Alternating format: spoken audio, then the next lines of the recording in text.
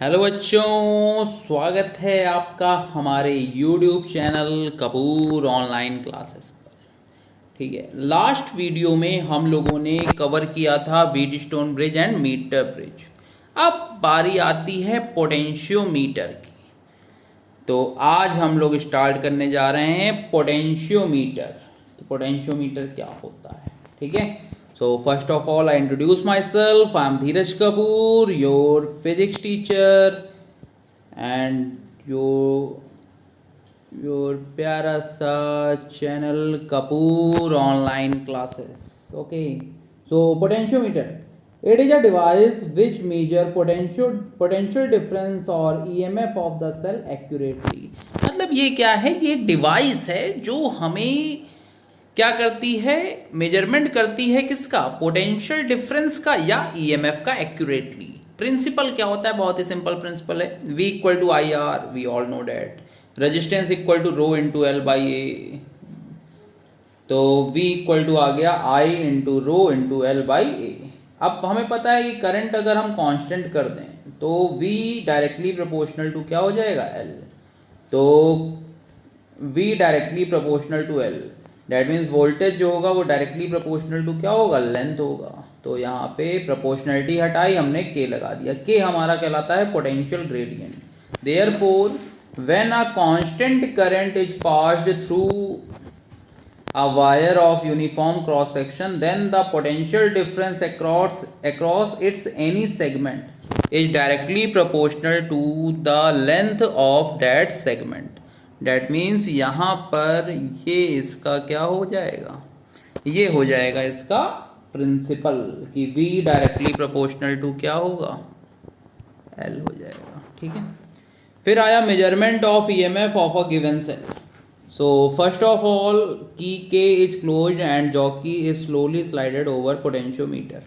तो यहाँ पे कुछ चीज़ें बताई गई हैं कि अगर हम क्या करें, की को बंद कर दें एंड जॉकी को स्लोली क्या करें, स्लाइड करें। Then potentiometer wire A B to obtain null deflection in galvanometer. तो जब नल डिफ्लेक्शन आ जाएगा तो वो लेंथ हम लोग क्या करेंगे, मेजरमेंट कर लेंगे एंड V इक्वल टू क्या हो जाएगा, के एल। सो जब करंट जीरो होगी तो उस समय पोटेंशियल डिफरेंस किसके इक्वल होता है, EMF के इक्वल होता है। तो सिंपली हम क्या करेंगे, फाइंड कर लेंगे V इक्वल टू क्या आ जाएगा, के एल आ जाएगा। डायग्राम देख लो। डायग्राम में देखो, एक ये ड्राइवर हो गया जिसको हम लोग ड्राइविंग सेल भी बोलते हैं। की के क्लोज हो गई, यहाँ पर हमने वेरिएबल रेजिस्टेंस लगा दिया। डायग्राम एक बार समझा दें तुम लोगों को। ओके, तो देखो यहाँ पे हो गया ये ड्राइवर सेल, की हो गई, वेरिएबल रेजिस्टेंस हो गया, ये यहाँ पर जॉकी हो गई J, गैल्वेनोमीटर G, ये रेजिस्टेंस बॉक्स हो गया, और ये EMF जो हमें कैलकुलेट करना था। तो यहाँ पर जहाँ पर भी नल पॉइंट आएगा वो लेंथ हम लोग क्या करेंगे, मेजर कर लेंगे, और उसके बाद आंसर आ जाएगा E इक्वल टू के एल से। न्यूमेरिकली की अगर बात करें तो जैसे मान लो ऐसे डायग्राम बने रहेंगे, तो हमें LAB पता होगा, RAB पता होगा, कैपिटल R कैलकुलेट करना होगा, स्मॉल r गिवन होगा। तो हम यहाँ से L और E क्या करेंगे, कैलकुलेट कर लेंगे। जैसे मान लो कि E इक्वल टू क्या होगा, K इंटू एल। तो E इक्वल टू आ गया K into L. Calculation of K करेंगे तो K equal to VAB upon LAB। यहाँ से K की वैल्यू निकाल करके कैलकुलेशन कर लेंगे I की, तो यहाँ से आंसर आ जाएगा। ठीक है, जब न्यूमेरिकल कराएंगे तो ये सारी पॉइंट समझ में आ जाएंगे तुम लोगों को।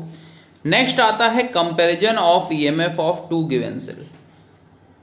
अगर दो गिवन सेल का हम कंपैरिजन करेंगे तो E1 बाई E2 क्या होगा। ठीक है, तो देखते हैं यहाँ पर।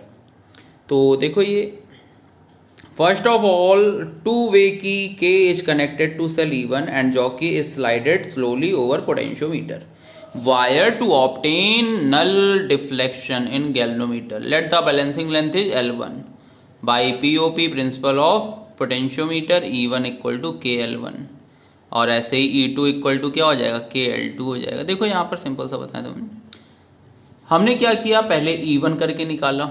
तो E1 करके निकाला तो लेंथ आ गई L1। फिर हम E2 करके निकालेंगे तो आ जाएगी L2। तो E1 बाई E2 कर देंगे तो K तो कांस्टेंट है, कट जाएगा, तो ये आ जाएगा L1 बाई L2। तो यहाँ पर रेजिस्टेंस बॉक्स ऐसे आ जाएगा। अब आया to measure the internal resistance of the given cell. जब हम इंटरनल रेजिस्टेंस की बात करेंगे तो E1 ये हो गया, E ये हो गया, E डैश ये हो गया। तो यहाँ पर सिंपल सा फॉर्मूला वही है, V equal to E minus I R करते थे, तो E इक्वल टू आ गया V plus I R. Divide करेंगे तो यहाँ पर जो आंसर आना है वो आ जाएगा R equal to capital R L1 by L2 minus 1 आ जाएगा। ठीक है, एक बार देख लेना इसको, जहाँ पर भी कोई भी डाउट हो वो पूछ लेना, क्योंकि ऐसा कुछ तो नहीं था इसमें बताने वाला।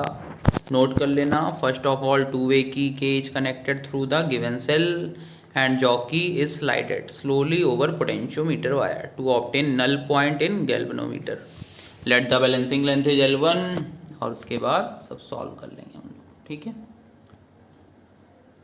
अब बात आती है सेंसिटिविटी ऑफ पोटेंशियोमीटर कि पोटेंशियोमीटर की सेंसिटिविटी पे क्या इफेक्ट आएगा।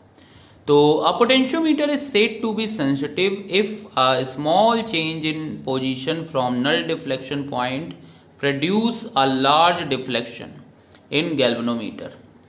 जब गैल्वेनोमीटर में लार्ज डिफ्लेक्शन आने लगे तो बात आएगी कि सेंसिटिविटी पे बात आएगी। ठीक है, तो a potentiometer is said to be sensitive if a small change in position from null deflection point produce a large deflection in galvanometer.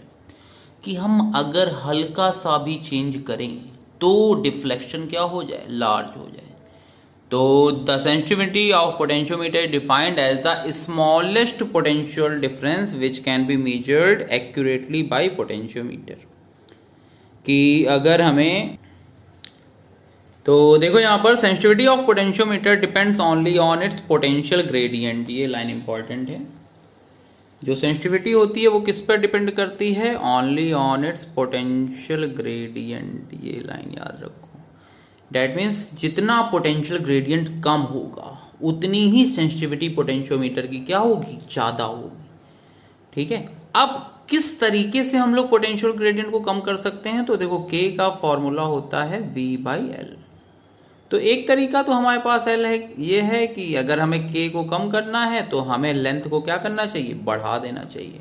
जब हम लेंथ को बढ़ा देंगे तो ऑटोमेटिक K की वैल्यू क्या हो जाएगी, डिक्रीज हो जाएगी। अच्छा, V इक्वल टू एक फॉर्मूला होता है I इंटू आर। अब R तो फिक्स हो गया, तो एक अगर हम करंट की वैल्यू ज़्यादा कर दें, K जो होगा अगर हम करंट की वैल्यू ज़्यादा कर दें तब भी ये केस आ जाएगा। तो देखो यहाँ पे दोनों पॉइंट लिखे हुए हैं, by increasing the potentiometer by decreasing the current flowing through the potentiometer. That means अगर हमें पोटेंशियल ग्रेडियंट की वैल्यू कम करनी है तो करंट की वैल्यू भी क्या करें, कम कर दें। तो देखो यहाँ पेंसिल से लिखा हुआ है हमने, by decreasing the current flowing through the potentiometer metre wire. Okay, तो सेंसिटिविटी समझ में आ गई। सेंसिटिविटी का एक क्वेश्चन आएगा, तो पोटेंशियल ग्रेडियंट की वैल्यू कम होनी चाहिए, करंट की वैल्यू कम होनी चाहिए, लेकिन लेंथ की वैल्यू क्या होनी चाहिए, ज़्यादा होनी चाहिए। 3 पॉइंट है, तीनों याद रखने हमें। ठीक है, अब आता है एमीटर। तो एमीटर क्या होता है एमीटर क्या होता है, simply it is use to measure electric current. हमें अगर इलेक्ट्रिक करंट मेजरमेंट करना है तो उसके लिए क्या यूज किया जाएगा, ammeter. Second, it is always connected in series with the circuit. हमेशा सर्किट में सीरीज में ऐड करते हैं इसको। The ammeter whose resistance is 0 is called ideal ammeter. अगर आइडियल एमीटर की बात करनी है तो उसका खुद का रेजिस्टेंस कितना होना चाहिए, 0 होना चाहिए। और प्रैक्टिकली बात करें, भाई हम भी जानते हैं कोई भी डिवाइस आइडियल तो होती नहीं है, तो प्रैक्टिकली बात करें तो जितना कम से कम रेजिस्टेंस होगा उतना हमारे लिए बेनिफिशियल होगा ये। ठीक है, फिर आती है बात वोल्ट मीटर क्या होता है। सो वोल्ट मीटर क्या होता है, it is use to measure potential difference of a cell. ये किस लिए यूज किया जाता है, पोटेंशियल डिफरेंस को मेजरमेंट करने के लिए। Second, it is always connected in parallel with the circuit. ये हमेशा क्या होगा, पैरेलल में कनेक्ट होगा ये। ठीक है, थर्ड हमारा क्या होता है, the volt meter having infinite resistance. उल्टा, अगर आइडियल एमीटर की बात कर रहे हैं तो 0 रेजिस्टेंस होना चाहिए, वोल्ट मीटर की बात कर रहे हैं तो क्या होना चाहिए, इनफाइनाइट होना चाहिए।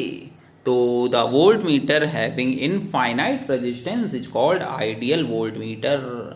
फोर्थ क्या है, in practical resistance of volt meter should be of higher value.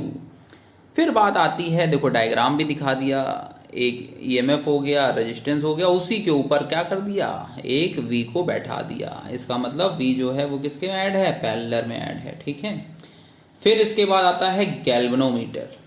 Galvanometer की बात करें तो it is a highly sensitive instrument which detect the electric current in a electric circuit.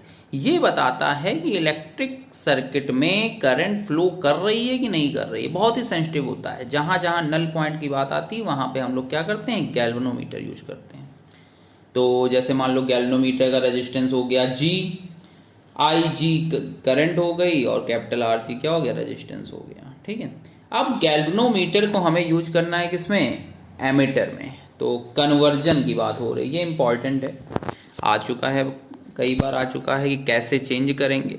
तो सबसे सिंपल सा तुम्हें बता देते हैं आज, एक फॉर्मूला याद रखो, GLPA,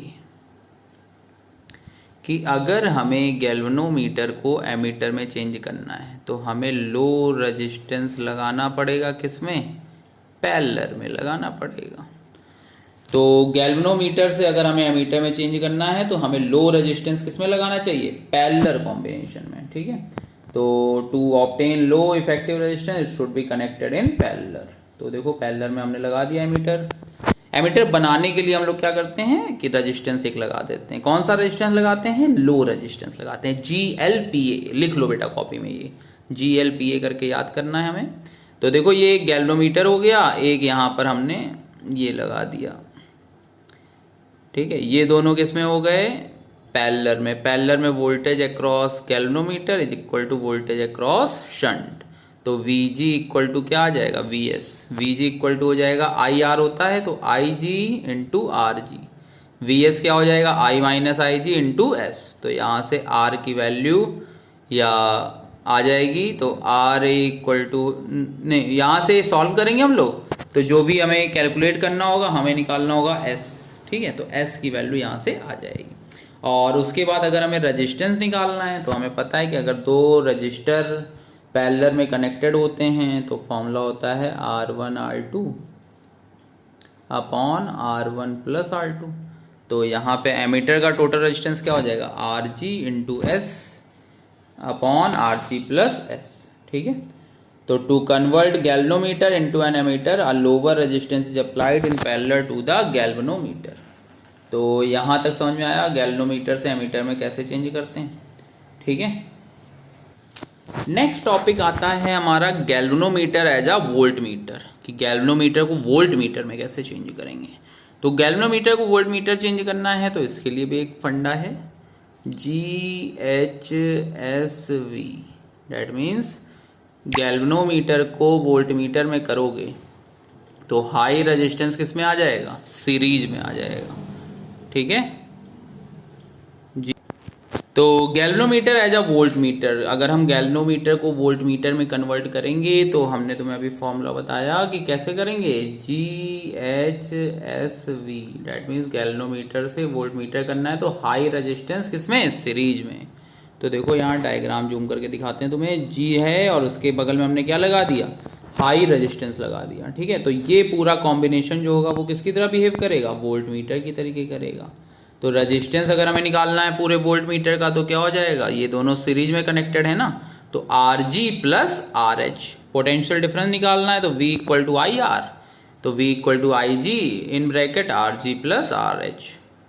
तो हमें याद रखना होगा कि कन्वर्ट अगर करना है तो हमें ये वाली लाइन पूरी याद रखनी पड़ेगी।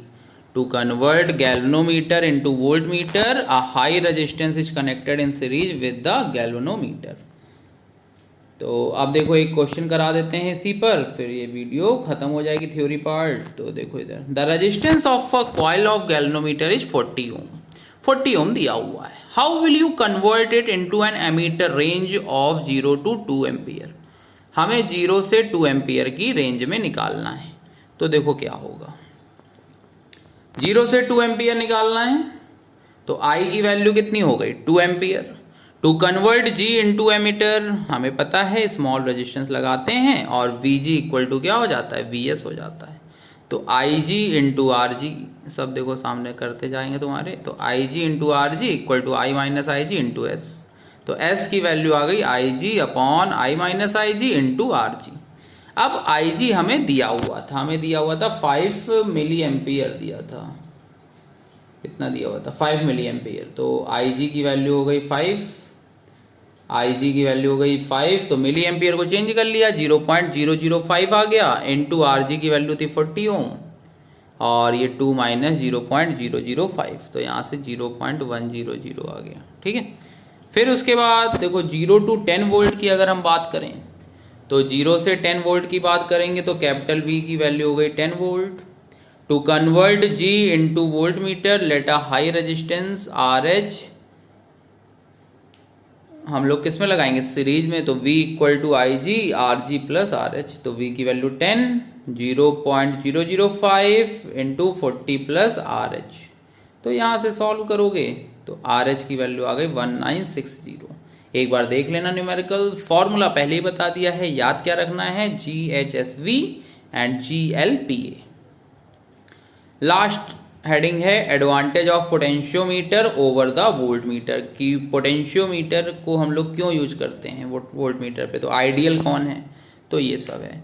तो देखो लिखा हुआ है no volt meter is an ideal volt meter, therefore a small current flows always through the voltmeter. Besides it is a pointer based device in which 2 to 4% instrumental error is always present. Hence it enables to measure accurate EMF of potential difference. भाई voltmeter क्या होता है, ideal तो कोई होता नहीं है, तो कुछ ना कुछ रेजिस्टेंस उसके अंदर क्या होता है, इनफाइनाइट होना चाहिए वोल्टमीटर का, लेकिन इनफाइनाइट होता नहीं है। और इंस्ट्रूमेंटर है, पॉइंटर एरर है, तो कुछ ना कुछ इंस्ट्रूमेंट की भी एरर होगी। तो इसलिए पोटेंशियोमीटर हम लोग इसलिए यूज करते हैं। पोटेंशियोमीटर क्या है, potentiometer is a device based on null deflection method. Null deflection मतलब करंट जीरो होनी है, तो जीरो होने में मेजरमेंट में भी कोई दिक्कत नहीं है।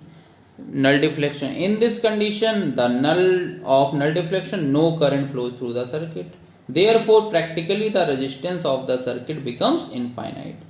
तो यहाँ पे हम करंट जीरो करके रेजिस्टेंस क्या कर रहे हैं, इनफाइनाइट। रेजिस्टेंस इनफाइनाइट हो नहीं सकता तो करंट जीरो नहीं हो सकती, इस वजह से पोटेंशियोमीटर जो है क्या है, वो ज़्यादा बेनिफिशियल है।